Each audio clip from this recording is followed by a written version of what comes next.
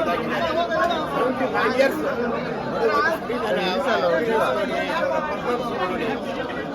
Years ಅಂತ ಹೇಳಕ್ಕಾಗತ್ತ ನೋಡಿ ಯಾವ ಥರ ಇದೆ ಅಂತ. ಬ್ಲಾಸ್ಟ್ ನಾಗರಾಜ್ ಸರ್ ಚೆನ್ನಾಗಿ ಮಾಡಿದ್ದಾರೆ.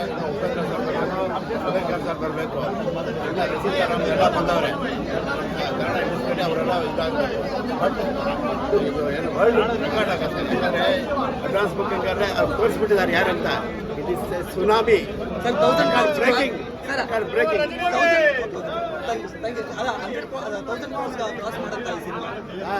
1000 ಕ್ರೋಸ್ ತಲೆಯವ್ರು ಏನಿಲ್ಲ ಸರ್. ಸುನಾಮಿ ಏನು ರೆಕಾರ್ಡ್ ಏನು ಅಡ್ವಾನ್ಸ್ ಬುಕ್ಕಿಂಗಲ್ಲೇ ರೆಕಾರ್ಡ್ ಬ್ರೇಕ್ ಮಾಡಿಬಿಟ್ಟಿದ್ದಾರೆ. ನಾರ್ತ್ ಅಮೇರಿಕಾ, ಸಿಂಗಾಪುರ್, UK ಎಲ್ಲ ನೋಡಿದ್ದೀರಾ, ಎಲ್ಲ ಕಡೆ ಬ್ಲಾಸ್ಟ್ ಮಾಡಿಬಿಟ್ಟವ್ರೆ. 1000 ಕೋಟಿ ಯಾವ ಲೆಕ್ಕ ಅವರಿಗೆ? ಹಾಂ, ಇದು ಏನು ಬಾಹುಬಲಿ ಎಲ್ಲ ರೆಕಾರ್ಡ್ ಹೊಡೆದಾಕ್ಬಿಡ್ತಾರೆ. ಇವಾಗ ಸೆಕೆಂಡ್ ಹಾಫು ಇವ್ರದೆಲ್ಲ ಅಮೀರ್ ಖಾನ್ದು, ಉಪೇಂದ್ರ ಅದೆಲ್ಲ ಬಂದಮೇಲೆ ಬೇರೆ ಥರ ಬ್ಲಾಸ್ಟ್. ತಲೆವರ್ 50 ಇಯರ್ಸ್ ಫಿಲಮ್ ಲ್ಯಾಂಡಲ್ಲಿ ಯಾರು ಇದು ಮಾಡೋಕ್ಕಾಗಲ್ಲ. ಇನ್ನವರೆಗೂ ಹೀರೋ ಆಗಿ ಸೂಪರ್ ಸ್ಟಾರ್ ಅದೇ 50 ಇಯರ್ಸಿಂದ ಬರೀ ಸೂಪರ್ ಸ್ಟಾರ್ ಅದೇ ಸೀರಿಯಲ್ ಕುಂತವ್ರೆ. ಯಾರು ಅಲರ್ಸಕ್ಕಾಗಲ್ಲ, ಯಾರು ಹತ್ರ ಬಂದೂ ಇಲ್ಲ. Okay sir, super sir.